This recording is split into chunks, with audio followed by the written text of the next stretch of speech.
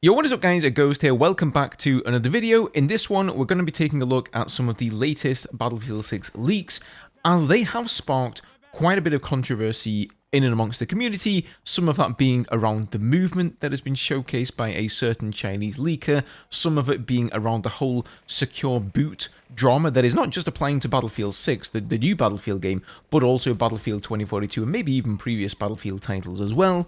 And then of course we need to talk about the fact that the game hasn't been revealed yet, and it's the end of June, it's the 30th of June today. So a lot of stuff to go over here. It's going to be a bit of a roundup video. If you guys do enjoy the content here on the channel, make sure you're subscribed. Plenty more to come on Battlefield in the future. Feel free to follow me on Twitch as well if you want to hang out and catch a live stream every now and again. And as always, thank you guys so much for the support. Thank you for 60,000 subscribers. Didn't think we would ever get here, honestly, so thank you guys so much for that. So it appears last weekend there was another Battlefield Labs test, and needless to say, there were a bunch of leaks that were mostly put on Bilibili from the Chinese client and then spread around and shared to Reddit and Twitter and other places.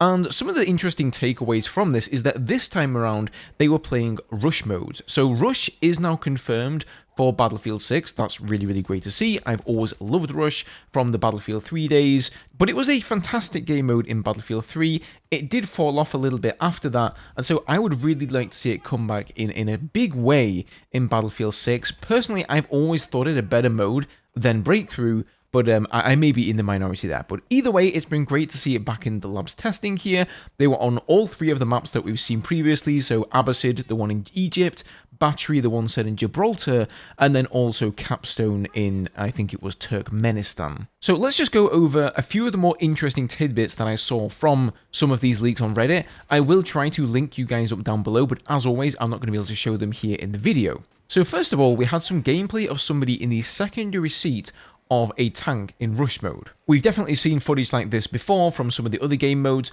but one of the things I noticed is that the tank actually does 49 damage with a single round of its coaxial machine gun. Not quite sure exactly what kind of machine gun it is, but whatever it is crazy powerful. The time to kill on it was lightning fast, and I do have to say, I think vehicles in general in the playtest so far do appear to be very, very powerful. Maybe that's DICE's way of approaching the situation with vehicles. Maybe they start them off incredibly powerful and then tone them down ever so slightly, start to rein them in and really dial in the damage model for them, instead of doing it the other way around. Now, there was also quite a lot of drama that came out of several of these leaks. So first of all, we saw a great shot of a soldier running off a cliff, landing on the ground, and he went into a combat role, which I believe was an addition to Battlefield 5. But the bigger one is somebody in the test range, and what they kept doing is sort of dolphin diving to the side and then ADSing and shooting targets in the test range. This was massively upvoted on Reddit, this particular video, and the reason is that everybody started to get their panties in a twist about movement coming to Battlefield 6. I think there's a lot of people who don't want to see any of these more modern movement mechanics, such as sliding, such as dolphin diving, you know, being able to ADS while you're jumping and things of that nature. And so a lot of people really started to get riled up about this. My take on it is that I don't really have a problem with movement mechanics as long as their primary goal really is so that you can get out of dodge. They are to be used in a defensive manner. So if we take a slide, for example, you're running to get behind cover. I think if you can slide behind the cover, that's pretty cool. Like, I like that. But if you're able to slide into combat towards an enemy, round a corner, and then like jump out of that, start bunny hopping, all the while with perfect aim, that is not okay to me.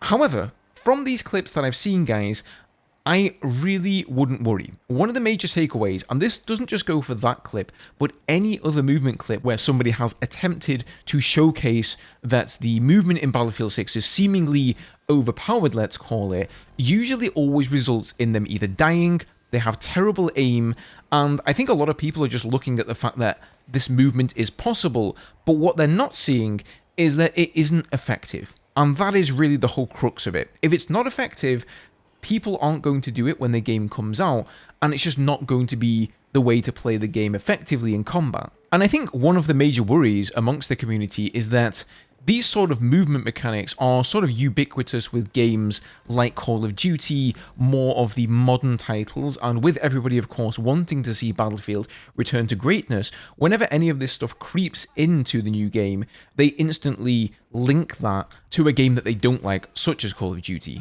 I don't think that's necessarily a good idea either. I mean, if we go back far enough in Battlefield's lifespan, and, you know, I've said this before, but, like, Bad Company didn't even have strafing. So, how far back do we want to go, guys? Like, do we really want to go back to the beginning of the 90s, where, you know, we were playing, like, GoldenEye on N64 controllers with a single analog stick? I think you guys understand my point here. And again, for anybody who doesn't like the movement, I'm totally with you that I don't want people, you know, scooting around corners like they're skating on ice or something.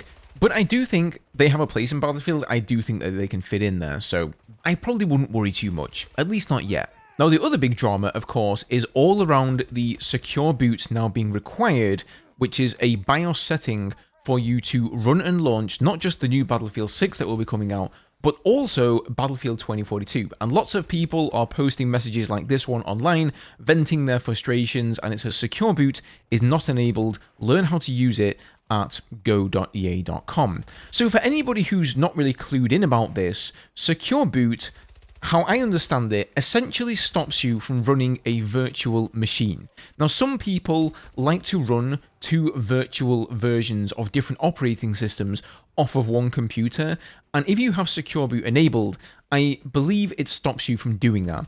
And this is to directly combat cheaters, because what cheaters will often do is they will run a virtual machine, they will run the cheat on one machine, and then run the game on the other machine. And what that means is that the anti-cheat system, which is just software-based, is only looking at like Windows or the operating system of the machine where the game is installed, but the other virtual machine that's running the cheat isn't seen by the anti-cheat system. And so that's why EA are trying to implement this. It's actually to our benefit here. It's to stop cheating, and this form of cheating is becoming more and more prevalent. Of course, it's going to annoy some people who are using virtual machines with no malicious intent in mind, but I think the majority of people who are annoyed about it don't know what secure boot is, and they don't know how to enable it. It is incredibly easy. All you need to do is hold a button on the keyboard when your system boots up. That will take you into the BIOS, and then you just need to find the secure boot option, turn that on, save your settings, and you're good to go. It's going to be different for each motherboard, so I can completely understand, by the way, a lot of people have never been in the BIOS. Maybe they go in there, they're afraid that they're going to ruin things on their system by changing a setting that they didn't mean to. It does look a little bit scary for the uninitiated, but I would recommend just going and looking at EA's guide. It's really not a big deal to do this. Follow their steps, and you'll be good to go. And like I say, whilst yes, it is a slight annoyance, I do think it's going to be better for the gaming market overall and for us as the players in Battlefield, because it is going to combat a lot of these cheats. Okay, to finish up here, guys, let's talk a little bit about when the possible reveal of Battlefield 6 will be coming our way. I think the vast majority of us expected this to be sometime in June. I certainly did, that's for sure, and I think it's safe to say that the majority of the Reddit community thought as well, because one of them posted this post here and they said they mocked and gaslighted us. This has like a good amount of upvotes here on it, and what this is a screenshot of the Battlefield account with the June Soon Boom meme, and this was reposted, right? And Alex here is a game dev for DICE, and he put the little googly eyes, which kind of mean like nothing, but also something at the same time. It's like, ooh, interesting, I'm keeping my eye on this. So, you know, if Alex actually did know that the game was not going to be revealed in June, I feel this is kind of like a little bit of a tease for the community to do that, because obviously there are going to be people that latch onto that little emoji there and read too much into it. And you can say, well, those people should just blame themselves for being so gullible then. But at the same time, if he knew that it wasn't going to be revealed in June, then maybe that was a little bit in bad taste there, or sort of leading people on. Then again, it could well be that Alex and anybody else involved really don't have any idea themselves, right? Or maybe it was delayed or something like that. Either way, it is the 30th of June today, and so it looks like we're not going to be getting a June reveal. So, what does that leave us with then? Well, it leaves us with July or August, maybe even September, because they have confirmed, and the only thing they've really confirmed is that Battlefield 6 will be revealed this summer. There was, of course, also this post here doing the rounds. This was months ago, and this guy here, I don't know who he is. I've tried to Google him. I can't find him as a content creator, but he says, guys, I was invited to California to play Battlefield in July. And this appears to be like a screenshot of an email that he received, and it says, advertiser EA AAA 2025 title reveal event, timing July 29th, 2025 to the July 31st. So this could be a load of twaddle. I haven't seen anybody else talking about this, but then again, if big content creators have been invited to some large event in Los Angeles, well, most of them aren't going to be talking about it, right? They're not going to be breaking NDAs and leaking that kind of stuff. So I don't know, could be true, could be a load of bollocks. But guys, leave me your own comments down below. Let me know what you think about the reveal. Let me know what you think about the movement in Battlefield 6. Have you seen the leaks? What do you think of the way the game looks? Don't forget to subscribe to stay up to date with everything Battlefield. And I will see you guys in the next one.